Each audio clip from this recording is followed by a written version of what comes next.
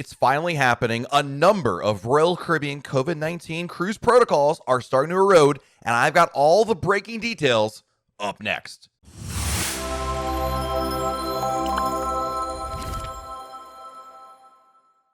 Hey everyone, it's Matt from RoyalCaribbeanBlog.com. There's always been changing protocols since cruising restarted in 2021. But we've got the news related to testing and vaccine requirements that I think a lot of people have been looking forward to for quite a while. Now, I have to stress that this information is current as of the publishing of this video, and certainly over the next couple of weeks, we're going to get more and more details. But I wanted to make sure that you had all the up-to-date information so you were aware of some of these breaking changes, because these are the kind of things that I've been asked about over and over and over again for months and months and months. So I felt it was so important that we need to talk about it. Let's start with the big news of today, and that is Royal Caribbean will start allowing some unvaccinated passengers over the age of 12 on cruise ships as early August. Royal Caribbean CEO Michael Bailey posted on social media the other night a very oddly worded article in which he celebrated actually some of the other news, which we'll talk about in a little bit, about testing. But he also mentioned, quote, "We will welcome unvaccinated guests over the age of 12.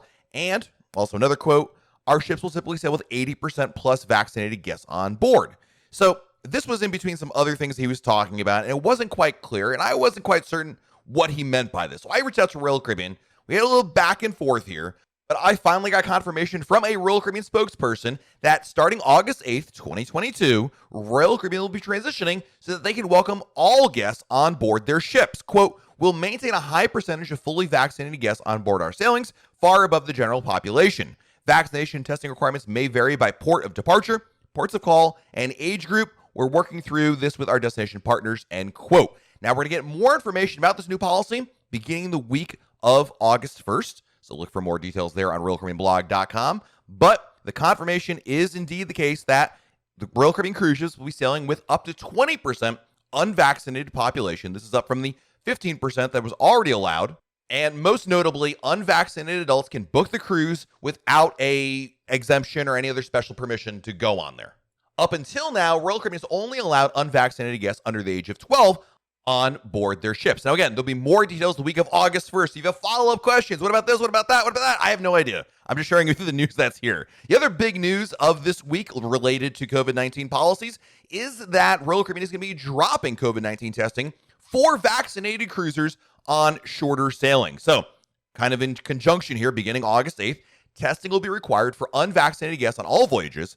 But if you're vaccinated, then you're only going to have to test on cruises that are 6 nights or longer. So that means if you're on a shorter cruise, the 3-night or 4-night cruise, and you're fully vaccinated, you will not have to do a COVID-19 test to get on board the ship. Now, I cannot understate how much of a change this is, because testing and vaccine requirements, especially for adults, have been the cornerstone of all of Royal Caribbean's health protocols since cruises restarted in 2021. Up until now, vaccinated guests, or unvaccinated for that matter, had to either get a PCR or rapid antigen test up to 2 days before the cruise, and unvaccinated kids had to get a PCR test up to 3 days before sailing. And as I mentioned earlier, if you were unvaccinated and over the age of 12, you were not able to go on a Royal Caribbean cruise. Now, the cruise industry in general has been eroding some of these policies, right? In fact, Virgin Voyages was the first cruise line in the U.S. to drop testing, and Norwegian Cruise Line has also eliminated testing for vaccinated travelers for all cruises, but that doesn't include the U.S. or Canada quite yet, although maybe that'll change here and now. So what's really changed? Why are the cruise lines changing their policies? Well, a lot of that has to do with the fact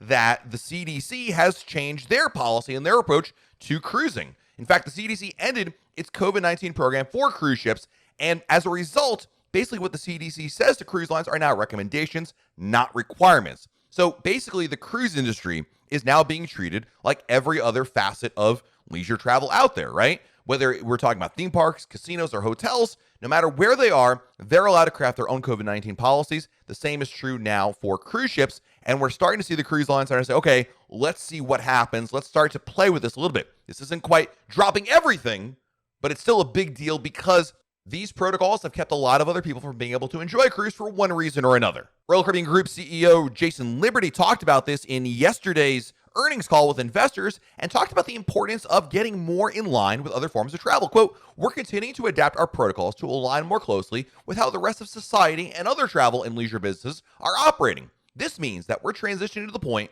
where everyone will be able to vacation with us, always working with our destination partners to meet their regulations," end quote. Now, there's obviously going to be a lot of opinions on this, either for or against dropping the vaccine requirements for at least some passengers, as well as the testing things.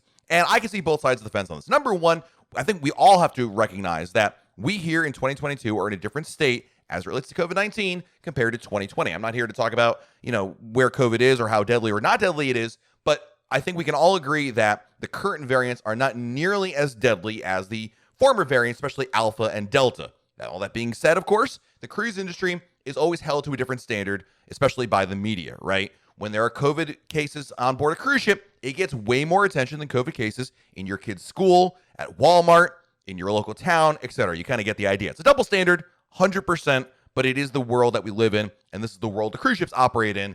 For whatever reason, they have to hold themselves also to a higher standard to avoid ridicule from the general public.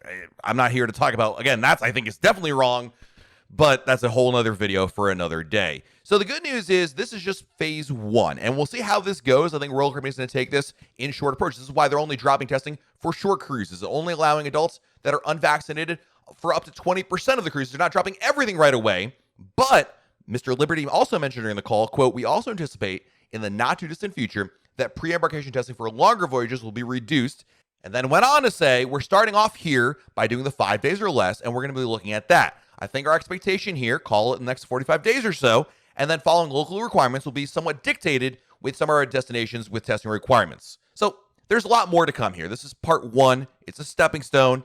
And no matter how you feel about this change, this is the evolution that we're heading towards. And this has been something that's been happening since cruising began in 2021, in which you look at the protocols back then, look at the protocols now, it's been this evolution. Let me know in the comments below what you think of this change. Hope you found this video helpful. If you did, hit the like button, subscribe to our channel, and turn on notifications. We have some amazing videos here on YouTube I don't want you to miss out on. This has been Matt from RoyalCaribbeanBlog.com. We'll talk again real soon.